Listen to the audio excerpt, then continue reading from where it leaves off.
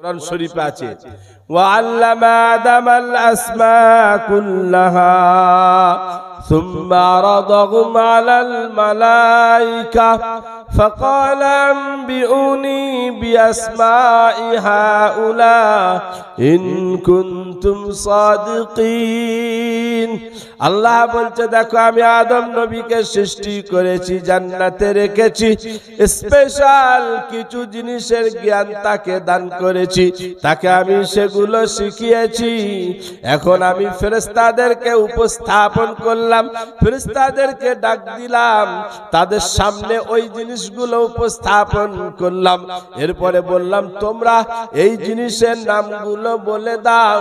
ফেরেশতারা বলল আমরা এর নাম বলতে পারবো না, কারণ আমাদের সেই জ্ঞান নাই, সে শিক্ষা অর্জন করি নাই।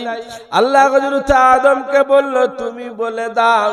হযরত আদম টুকটুক করে সব যখন বলে দিল, তখন আল্লাহ বললে দেখো এবার শিক্ষার ইজ্জত আর সম্মান আমি সেদিন ফেরেশতাদেরকে বলেছিলাম তোমরা আদমকে সেজদা করো, সকলে তার সম্মানার্থে সেজদায় রত হয়, এবং তারপরে একজন সেজদা করে নাই, সে তার বিবেক দেখাতে চেয়েছিল। আদমকে তৈরি করা হয়েছে মাটি দিয়ে, আমাকে আগুন দিয়ে, আগুনের কাজ হলো মাটিটাকে পোড়ানো, আগুনের কাজ হলো স্প্রিং গুলো উপর দিয়ে উঠে যাওয়া, আর মাটির কাজ হলো নিচে দিয়ে নামা। যুক্তি তো বলছে, ব্রেন বিবেক তো বলছে আদম আমাকে সেজদা করবে, আমি কেন তাকে সেজদা করব? আল্লাহ তাকে বিতাড়িত করেছিল। আল্লাহ বলছে দেখো দেখো ইলমের কারণে আমি আল্লাহ আদমকে সম্মান দান করেছি, তারপরে সম্মান পেয়েছে। হ্যাঁ, যুগে যুগে ইতিহাস যদি পড়েন দেখতে পাবেন আমাদের এই ভারতীয় উপমহাদেশে যে ইমামকে বেশি মানুষ ফলো করে চলে, একজনের নাম হলো ইমাম আবু হানিফা রাহমাতুল্লাহ আলাইহি। কিতাব খুলে দেখেন, ইমাম আবু হানিফা রাহমাতুল্লাহ আলাইহির সেনেগের ছাত্র, যাকে হানাফি মাযহাবে বলা হয় সূর্য পুরুষ, সেই আবু ইউসুফ রাহমাতুল্লাহ আলাইহি বাচ্চা ছেলে। এই আপনাদের ছেলেগুলো যেমন বাচ্চা, আব্বার ইন্তেকাল হয়ে যায়, আব্বা মারা গেছে, গরিবের সংসার, মা বিধবা, যে মেয়ের স্বামী মারা যায় দেখবেন তার মাথাতে যেন আসমানটা ভেঙে পড়ে যায়। ইমাম আবু ইউসুফ রাহমাতুল্লাহ আলাইহির মা বলছে হাই এবার আমাদের কি হবে, আমাদের সংসার কেমন করে চলবে? মা ইমাম আবু ইউসুফ বাচ্চা ছেলেকে বোঝাচ্ছে বেটা আমাদের তো আর তেমন পয়সা করি নাই, আমাদের গরিবের সংসার, সকাল বেলায় ওই যে ধোপাখানা কাপড় কাচে লোকেরা, ওইখানে তুমি জামা কাপড় ধুতে যাবে, সারাদিন কাজ করবে, যে মজুরিটা দেবে তুমি আমাকে এনে দেবে, কারণ এটা হলো দুনিয়া, এখানে বেঁচে থাকার জন্য দুমুঠো খাবার খেতে হবে, ওইটা দিয়ে আমরা মা বেটা আমাদের তিন বেলার খাবার দুবেলা এক বেলা খেয়ে এই দুনিয়ার সময়টা অতিবাহিত করব। কিন্তু বাচ্চা হলেও ইমাম আবু ইউসুফ রাহমাতুল্লাহ আলাইহির মনে বড় আশা, আমি শিক্ষা অর্জন করে মাথা উঁচু করে পৃথিবীতে বাঁচতে চাই, কারণ শিক্ষার আলোতে আমি আমার সিনাটাকে উজালা করতে চাই, তার মনের বড় এটা আশা। এখন সে কি করে, রাস্তা তো সব বন্ধ, মায়ের কাছে সম্মতি দেয়, আমি যা বলেছেন আপনার কথা মেনে নিলাম, প্রতিদিন সকালে আমি কাজ করতে যাব। কিন্তু সকাল বেলায় যখন বাড়ি থেকে বের হয়ে যায় মাকে বলে আমি ধোপাখানায় কাপড় ধুতে যাচ্ছি, কিন্তু যাবার পরে দেখে একটা ক্লাসরুম, সেখানে একজন বয়স্ক মানুষ বসে বসে পড়াচ্ছে, ওই ইমাম আবু ইউসুফ রাহমাতুল্লাহ আলাইহি বাচ্চা ছেলে পিছন দিয়ে ঢুকে, আপনারা যেমন বসে আছেন তখন ছাত্ররা পড়ার জন্য বসে আছে, পিছনের দিকে বসে যায়। ইমাম আবু হানিফা রাহমাতুল্লাহ আলাইহি যা যা পড়ায় সেগুলো শুনতে থাকে, সেখানে সারা দিন শিক্ষা অর্জন করে। সন্ধ্যাবেলায় যখন বাড়ি ফিরে চলে যায়, মা বলছে পয়সা দাও।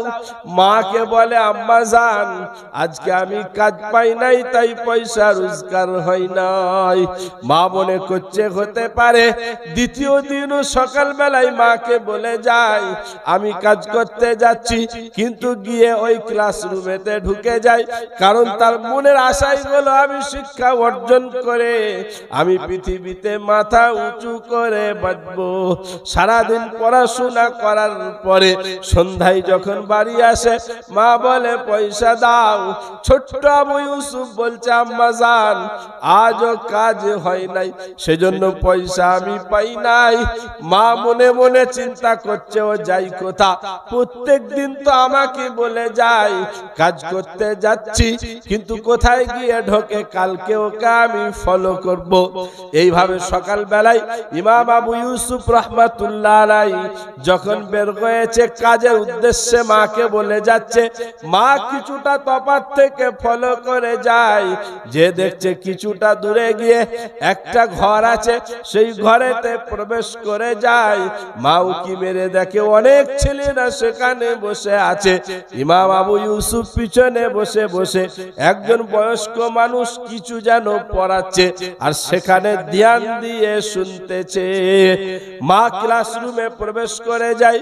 ইমাম আবু ইউসুফ রাহমাতুল্লাহ আলাইহির কানটাকে টেনে ধরে, ওঠো, তুমি প্রত্যেক দিন আমাকে বলছো কাজ পাই না, আর এখানে এসে ওই বুড়োটার কাছে কি করো বলো, এখানে এসে কি করো?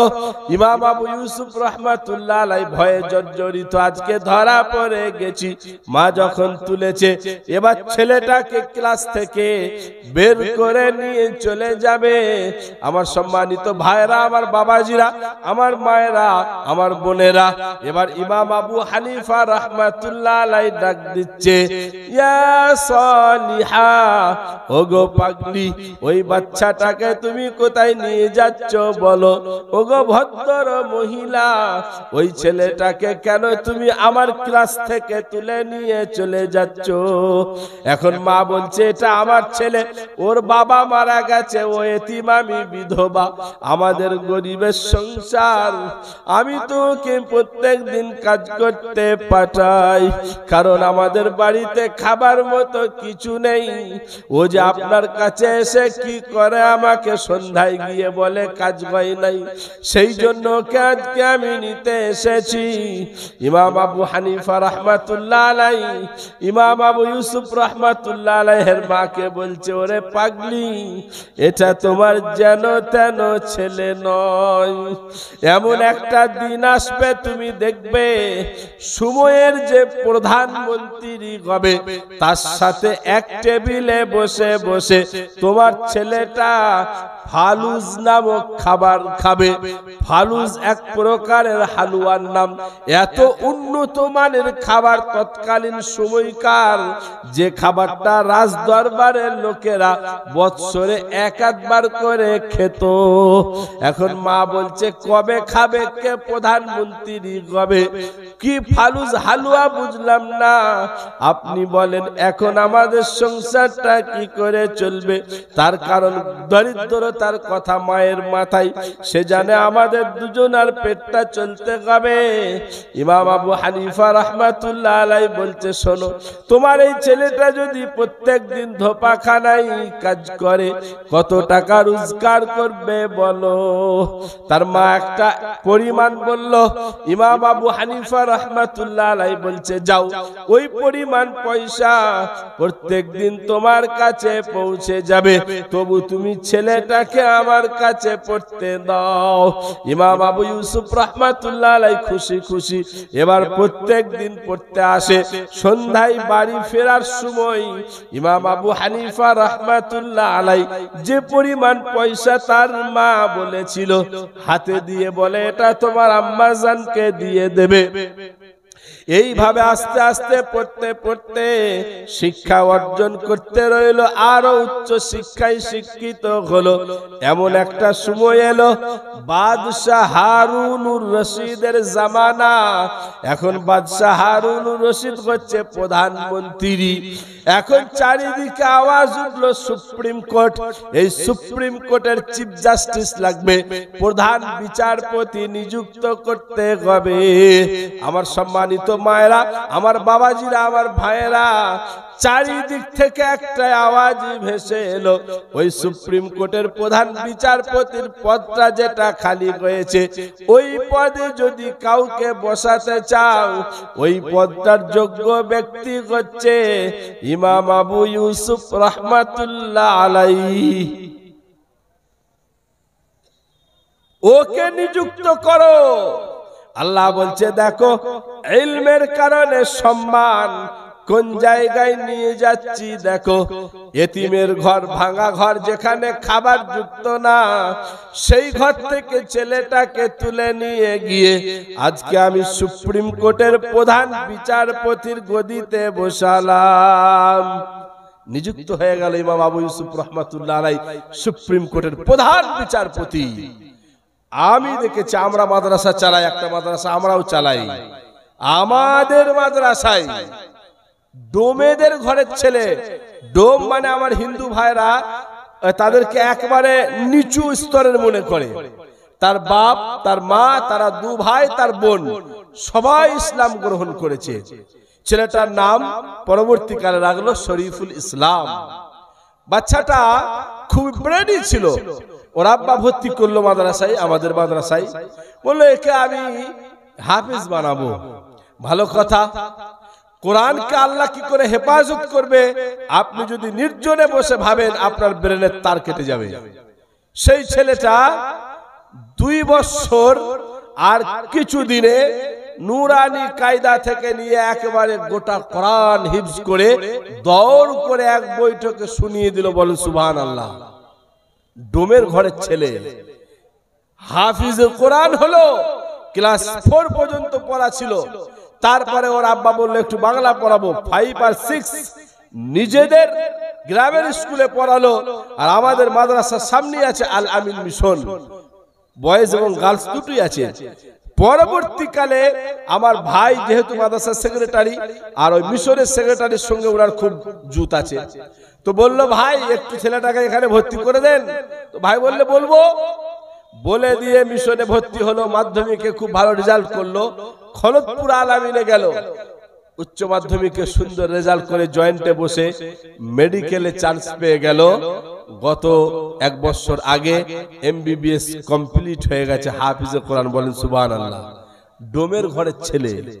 আমি আপনাকে বলতে চাইছি, ওই ছেলেটা আপনার মসজিদে ফজরের নামাজ পড়াবে, আর বেলা 9টা থেকে যদি চেম্বারে বসে চিকিৎসা করে, কোনো অসুবিধা আছে? যে অসুবিধা আছে হাফিজ কোরআন। আল্লাহ বলছে এইভাবে আমি হেফাজত করেছি। দেখা করতে আসে, এখনো পাঞ্জাবি পায়জামা, দাড়ি, টুপি, একদিক থেকে সে ডাক্তার, একদিক থেকে সে হাফিজ কোরআন। তো আল্লাহ পাক বলতে দেখো এবার সম্মান কোন জায়গায়, জাতিগত দিক থেকে তাদেরকে ছুতো না মানুষে, আজকে তার পিছনে নামাজ পড়তে হচ্ছে শত শত মুসল্লিকে। আজকে তার কাছে জাতিগত দিক থেকে তাকে ছুতছুতে মনে করত, তার কাছে যেতে হচ্ছে চিকিৎসা করাবার জন্য। আল্লাহ বলছে একে বলে সম্মান, একে বলে ইজ্জত। তাই ইমাম আবু ইউসুফ রাহমাতুল্লাহ আলাইহি এবার সুপ্রিম কোর্টের প্রধান বিচারপতি হচ্ছে একজন এতিমের ঘরের ছেলে, গরিব মানুষের ঘরের ছেলে। যখন সে সুপ্রিম কোর্টের প্রধান বিচারপতি হলো, এবার বাদশাহ হারুনুর রশিদ একদিন তার বিভিন্ন আধিকারিকদেরকে তার বাসভবনে দাওয়াত করেছে, তার বাড়িতে দাওয়াত করেছে। সমস্ত আধিকারিকেরা তার বাসভবনে পৌঁছে যায়। তাদের সাথে সাথে ইমাম আবু ইউসুফ রাহমাতুল্লাহ আলাইহি গেছে, টেবিল লেগে আছে, বাদশার তরফ থেকে মেহমানদারি হচ্ছে, ফালুস নামক খাবার রাখা হয়েছে, প্লেট দেওয়া হয়েছে, চামচ দেওয়া হয়েছে, সমস্ত আধিকারিকরা খেতে শুরু করেছে। ইমাম আবু ইউসুফ রাহমাতুল্লাহ আলাইহি ঝরঝর করে কাঁদিতেছে। বাদশাহ হারুনুর রশিদ বলছে, ভাই কি ব্যাপার, আমার দ্বারাই কোনো বিয়াদবি হলো নাকি, যার কারণে আপনি মনে ব্যথা পেলেন? ইমাম আবু ইউসুফ রাহমাতুল্লাহ আলাইহি বলছে, না না না, পিছনের কিছু ইতিহাস আমার মনে পড়ে গেল, যেটার কারণে আমি ইমোশনাল হয়ে গেলাম। বাদশা বলছে, কি ইতিহাস, আমার কাছে একটু শেয়ার করে দাও। তখন ইমাম আবু ইউসুফ রাহমাতুল্লাহ আলাইহি বলছে, ভাই শোনেন, আমি যখন এতিম বাচ্চা, ছোট্ট ছেলে, আমার আব্বা মারা যায়, আমি এতিম হয়ে যাই। আমার মা ছিল গরিব মানুষ, আমাকে তো ধোপাখানায় কাজ করতে পাঠাতে চাইছিল আমার আম্মা জান, কিন্তু আমার মনে আশা ছিল আমি শিক্ষা অর্জন করে মাথা উঁচু করে পৃথিবীতে বাঁচবো। তাই আমি আমার শিক্ষক ইমাম আবু হানিফা রাহমাতুল্লাহ আলাইহির ক্লাসে লুকিয়ে লুকিয়ে গিয়ে ক্লাস করতাম। আমার মা যেদিন আমাকে তুলে নিয়ে চলে আসছিল, সেদিন আমার শিক্ষক বলেছিল, ওরে পাগলি, একে নিয়ে যেও না, এ যেন তেন ছেলে নয়, এটা এমন একটা ছেলে, দেখবে একদিন সেই ছেলেটা প্রধানমন্ত্রীর সঙ্গে এক টেবিলে বসে ফালুস নামক খাবার খাবে। আজকে সেই দিনটা এসেছে, আপনি প্রধানমন্ত্রী, আপনার বাড়িতে আপনার টেবিলে বসে আছি, ফালুস নামক খাবারটা সামনে এসেছে, কিন্তু এই দৃশ্যটা দেখার জন্য আজকে আমার আম্মা জান বেঁচে নাই। যদি আমার মা আজকে এই দৃশ্যটা দেখতো, আমার মায়ের কলিজাটা বড় হয়ে যেত। সেজন্য আমি কাঁদছি। ভাই, আপনি কোনো বেয়াদবি করেন নাই, আমি চিন্তা করছি আল্লাহর কৃতজ্ঞতা কি করে জ্ঞাপন করব। আমি তো ধোপাখানায় পড়ে থাকার ছেলে ছিলাম, আল্লাহ সেই জায়গা থেকে তুলে এনে আমাকে কোন জায়গায় সম্মান দিয়েছে, এই ইলমের কারণে, এই জ্ঞান চর্চার কারণে। সেই জন্য আমার সম্মানিত ভাইরা, আমার কলেমাওয়ালা মুমিন মুসলমান মায়েরা, আপনাদের সকলকে বলবো, এই শিক্ষা চর্চার শিক্ষাঙ্গন যে আমার এলাকায় আছে, এটা আল্লাহ পাকের অশেষ দয়া এবং কৃপা। এই যে বাচ্চাগুলো, এরা কি পাবে? আজকে আমরা দুনিয়ার মানুষ তাদেরকে কি সম্মান দিতে পারি বলেন?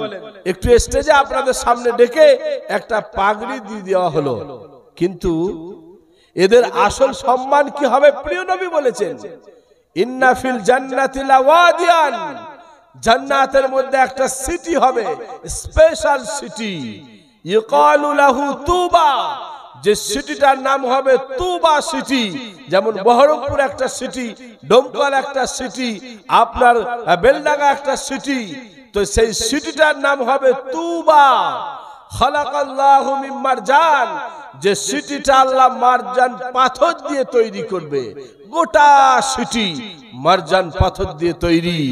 লাহু সাবঈনা আলফা বাবান, যে সিটিতে প্রবেশ করার জন্য ৭০,০০০ গেট থাকবে, স্পেশাল গেট। আর আলা কুল্লি বাবিন ৭০,০০০ মালাইকা, প্রত্যেকটা গেটে তাদেরকে স্বাগতম, ওয়েলকাম জানাবার জন্য ৭০,০০০ করে ফেরেশতা নিযুক্ত করা থাকবে। এখন কথা হলো, এত উন্নত মানের সিটি, এত নিরাপত্তা, কারা থাকবে এখানে? নবীজি বলছে, যালিকা লিহাফিজুল কোরআন, বলেন সুবহানাল্লাহ। এই সিটি হবে হাফিজ কোরআনদের জন্য। আমার ভাইরা, নবী বলে গেছেন তাদের এই সম্মান, বিশ্ব নবী বলে গেছেন, এরা সেই সম্মান সেদিন দেওয়া হবে, আসল সম্মান সেই দিন।